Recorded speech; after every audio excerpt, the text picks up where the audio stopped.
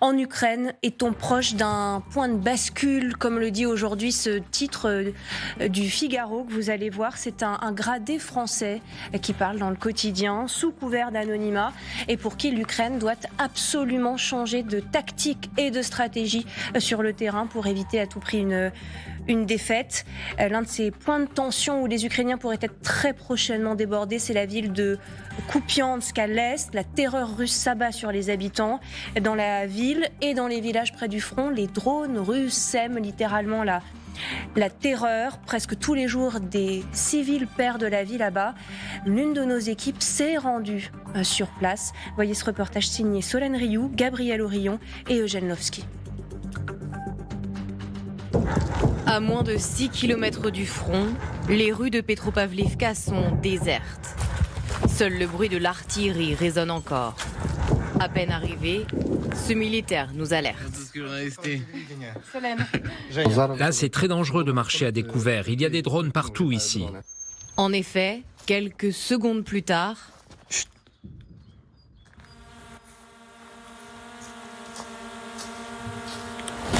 On se planque.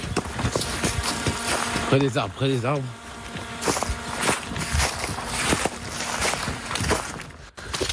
Plus un bruit, plus un mouvement. Nous attendons.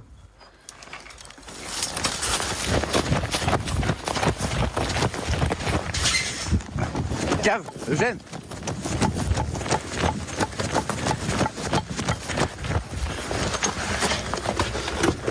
Là, on vient de descendre dans la première cave qu'on a trouvée parce qu'on a entendu le bourdonnement des drones extrêmement proches de nous. Donc il a fallu se mettre à l'abri le plus vite possible. Dans un jardin voisin, abandonné. Ah, ça c'est nos soldats qui tirent sur leurs drones. Je vais vous montrer les bombes que leurs drones nous balancent dessus. Ce médecin militaire veut nous faire voir la réalité du danger de ces aéronefs. Au sol, cette roquette, tirée il y a quelques jours par un drone, elle n'a pas explosé. On ne les compte plus les drones, il y en a trop. Des engins volants qui terrorisent la poignée d'habitants restant dans ce village, comme Sergueï. Faut pas rigoler avec les drones ici. J'ai un ami qui vient d'être tué.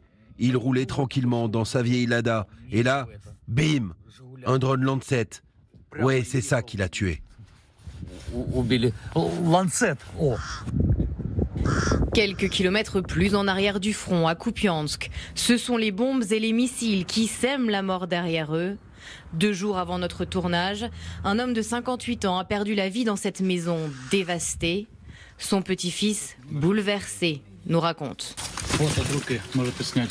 Là c'est son empreinte. Il était là et il guettait par la fenêtre les bombes qui tombaient toutes les 5 minutes. Son sang a giclé, les shrapnels ont volé de là à là. Il en a reçu plein dans la tête, dans les pieds et dans le ventre. Aux côtés de son grand-père, 1 heure seulement avant l'explosion, Boris, déboussolé, prend conscience que le danger est partout. Les Russes m'ont enlevé ce que j'avais de plus cher au monde. Mon grand-père, il était comme un père pour moi. Après ce que j'ai enduré, j'ai peur d'être le prochain sur la liste si je reste ici. Des tirs meurtriers comme celui-ci ont lieu quasi quotidiennement à Kupiansk. D'ailleurs, vous entendez les sirènes d'alerte antiaérienne. Des frappes viennent tout juste de s'abattre sur la ville. 2 sons terrifiants, bien sûr, pour les Ukrainiens, ces alertes aériennes. Ces drones, ce petit bruit de drones qui s'approchent et qui va semer ensuite la terreur. La mort, c'est le signe de la terreur russe avance. Les Ukrainiens les utilisent aussi, ces drones. Est-ce que paradoxalement, en général, c'est ça qui rend aussi l'avancée des Russes aujourd'hui difficile et compliquée, parce qu'elle rend difficile, par exemple, de concentrer des hommes à certains endroits du front sans être vus. Est-ce que c'est pour ça que les Russes, même si on dit qu'ils exercent une pression très forte, et notamment dans cette région, on vient de le voir, est-ce que c'est pour ça qu'ils patinent un peu sur le terrain ? Non, mais les drones sont un facteur qui a modifié le mode d'action, le mode de bataille, si vous voulez, qu'on se livre, parce que les drones d'observation permettent d'avoir un renseignement en temps réel sur le dispositif de l'adversaire, ce qu'il est en train de faire, et les drones kamikazes ou les drones avec des explosifs causent des dégâts à toute concentration de militaires en véhicule ou à pied non protégés, c'est-à-dire non enterrés ou non à l'abri. Vous voyez ? Donc en cela, ça change la nature. Et effectivement, si les Ukrainiens ont pu compenser jusqu'à maintenant leur déficit en artillerie, on sait que c'est presque du 10-1 contre les Russes qui pressent, c'est grâce aux drones. Parce qu'ils ont fait un très gros effort sur les drones depuis longtemps et qu'ils peuvent partiellement, pas complètement, mais compenser ce déficit en utilisant les drones et donc en causant de l'attrition aux Russes dès l'instant où ils sortent de leur position abritée. Vous voyez. Donc ça, c'est vraiment quelque chose qui change la donne et heureusement pour les Ukrainiens. Ouais. Bon, utiliser des deux côtés, heureusement, comme vous le dites, pas seulement par les Russes. Oui, mais les témoignages qu'on a écoutés sont importants parce qu'on comprend bien que ces drones sont également utilisés contre les civils. C'est ça. Oui. Et là, c'est ce que je voulais dire après. Problématique, encore une fois, eu égard au droit international de la guerre, mais au-delà, on voit bien que finalement, on entend moins parler des massacres qui ont été commis au début de la guerre à l'encontre des civils, mais que ces derniers continuent à être des cibles Le coupable est juste plus lointain que, par exemple, dans un Boutcha. Le coupable est arrivé à distance. C'est un objet, c'est un drone. C'est ça que vous voulez dire ? Non, mais la plupart des drones qui sont utilisés là sont des drones à faible portée. Ce n'est pas des drones qui vont aller à 300 km. Donc ça se passe dans la zone du front. Mais il se trouve que la zone du front, elle est en Ukraine, elle n'est pas en Russie. Vous voyez. Et donc, comme ça vient d'être dit, les civils en profitent, entre guillemets. Et donc, il y a cette doctrine de terreur des Russes est amplifiée par cette capacité d'utiliser des drones pour créer l'insécurité partout. Quand on regarde, quand on analyse le style de combat de l'armée russe depuis le début, on voit que c'est pas des génies de la grande manœuvre et de l'innovation tactique. Qu'est-ce qu'ils font ? C'est la terreur. Depuis le début, c'est la terreur. Terreur sur. Alors, quand on peut pas terroriser les armées au contact, on terrorise l'arrière. L'arrière, c'est quoi ? C'est l'infrastructure, c'est les civils. Pour essayer de faire craquer la population. Voilà. C'est en ça que essayer d'avancer, même s'il faut pour cela tout détruire sur leur C'est en ça que passage. c'est une arme hybride. C'est à la fois une arme tactique pour les militaires et en même temps, elle impose une terreur vis-à-vis des civils. Et c'est aussi en cela que cette guerre restera dans l'histoire contemporaine, parce que finalement, cette dimension-là prise par les drones vis-à-vis à la fois des militaires et surtout des civils, c'est nouveau.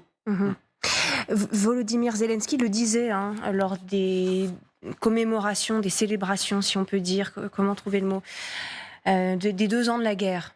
Il le disait, il y aura une offensive russe au printemps ou à l'été. Est-ce qu'aujourd'hui, on a des signes effectifs que c'est quelque chose qui se précise sur le terrain ?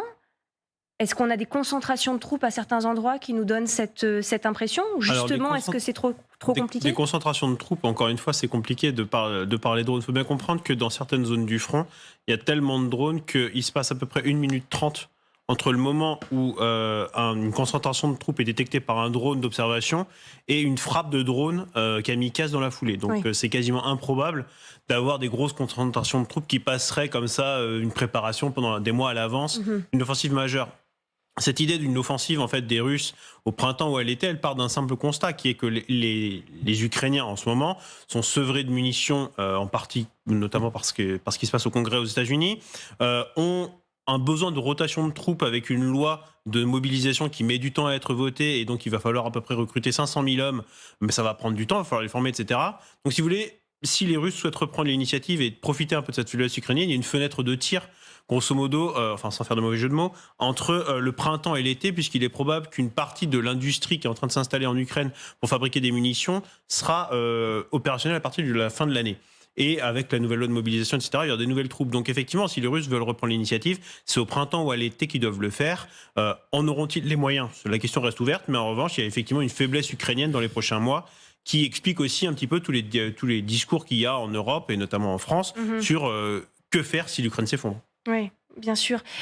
Cette mobilisation dont vous parlez qui tarde, cette loi qui n'est pas encore votée, c'est un pays qui est dans un régime spécial, c'est un pays qui est en guerre.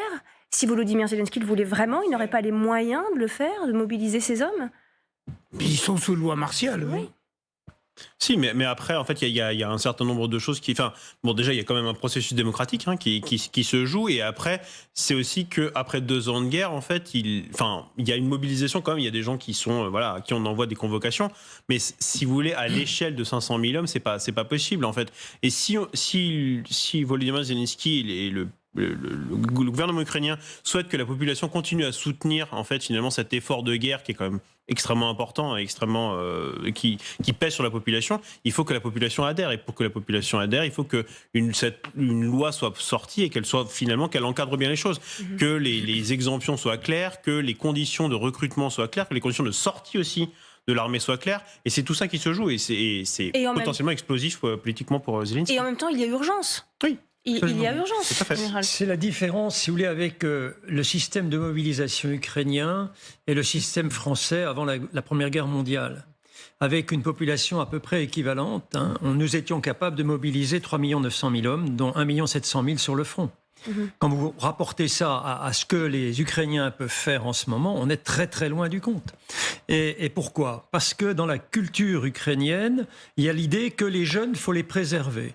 Et donc on ne commence la mobilisation qu'à 27 ans. Ils espèrent le ramener à 25, je ne sais pas encore si c'est fait.